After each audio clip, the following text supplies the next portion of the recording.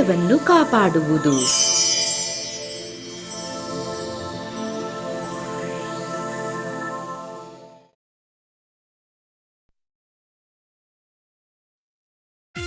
ಒಂದಾನೊಂದು ಕಾಲದಲ್ಲಿ ಬೂದು ಬಣ್ಣದ ಒಂದು ದೊಡ್ಡ ತೋಳ ಕಾಡಿನಲ್ಲಿದ್ದ ತನ್ನ ಗುಹೆಯ ಹೊರಗೆ ಕುಳಿತಿದ್ದನು.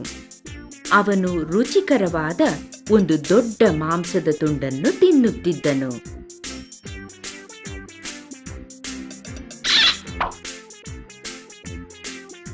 ತೋಳನಿಗೆ ತುಂಬಾ ಹಸಿವಾಗಿತ್ತು. ಅವನು ತನ್ನ ಊಟವನ್ನು ಅವಸರದಿಂದ ನುಂಗುತ್ತಿದ್ದನು. ಒಂದು ಮೂಳೆ ಅವನ ಗಂಟಲಿನಲ್ಲಿ ಸಿಕ್ಕಿಕೊಂಡಿತು.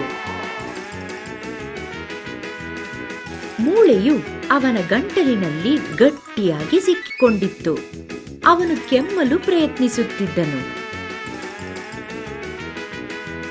ಪಾಪ ತೋಳನು, ಸಹಾಯ ಮಾಡಿ, ಕಾಪಾಡಿ ಎಂದು ಕೂಗಿಕೊಂಡನು. ಆದರೆ ಅವನ ಬಾಯಿಂದ ಬಂದ ಶಬ್ದಗಳು ವಿಚಿತ್ರವಾಗಿ ಕೇಳಿಸುತ್ತಿತ್ತು.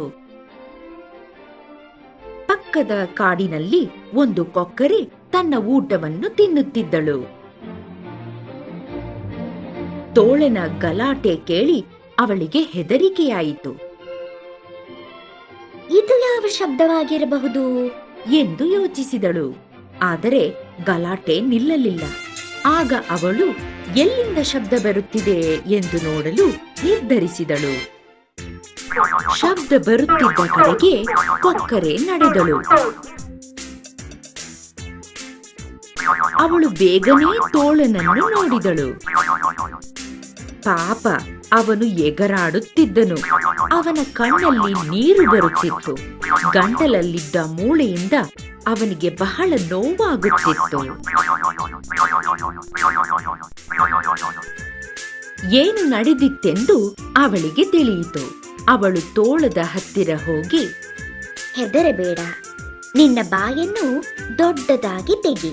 ನಾನು ಮೂಳೆ ಎಲ್ಲಿ ಸಿಕ್ಕಿಕೊಂಡಿದೆ ಎಂದು ನೋಡುತ್ತೇನೆ. ಅದನ್ನು ಬೇಗ ಹೊರಗೆ ತೆಗೆಯುತ್ತೇನೆ ಎಂದಳು.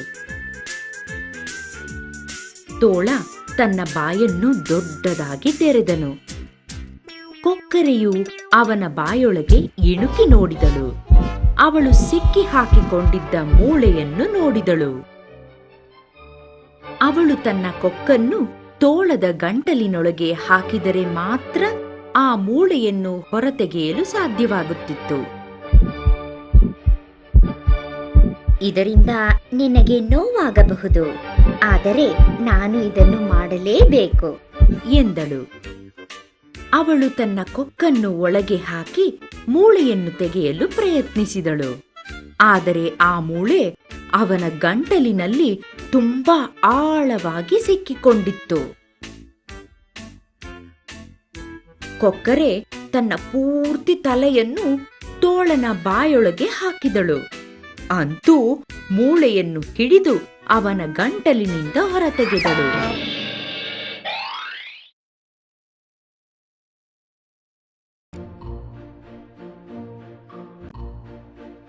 ತೋಳನಿಗೆ ಜೀವ ಉಳಿದಿದ್ದಕ್ಕೆ ಸಮಾಧಾನವಾಯಿತು. ನನ್ನ ಪ್ರಾಣ ಉಳಿಸಿದ್ದಕ್ಕೆ ಧನ್ಯವಾದಗಳು, ದಯಾಳು ಕೊಕ್ಕರೆ ಎಂದನು. ಮೂರ್ಖ ಕೊಕ್ಕರೆಗೆ ಅವಳು ತೋಳನ ಬಾಯಿಂದ ತನ್ನ ತಲೆಯನ್ನು ಹೊರಗೆ ತೆಗೆಯಲು ಸಾಧ್ಯವಾದದ್ದು ಅವಳ ಅದೃಷ್ಟ ಎಂದು ತಿಳಿಯಲಿಲ್ಲ. ನನ್ನ ಬಹುಮಾನ ಎಲ್ಲಿ ಎಂದು ಕೇಳಿದಳು. ತೋಳನು ಕೋಪದಿಂದ, ನೀನು ಒಂದು ತೋಳನ ಬಾಯೊಳಗೆ ತಲೆ ಹಾಕಿ ಹೊರಗೆ ಬಂದಿರುವುದೇ ನಿನ್ನ ಬಹುಮಾನ.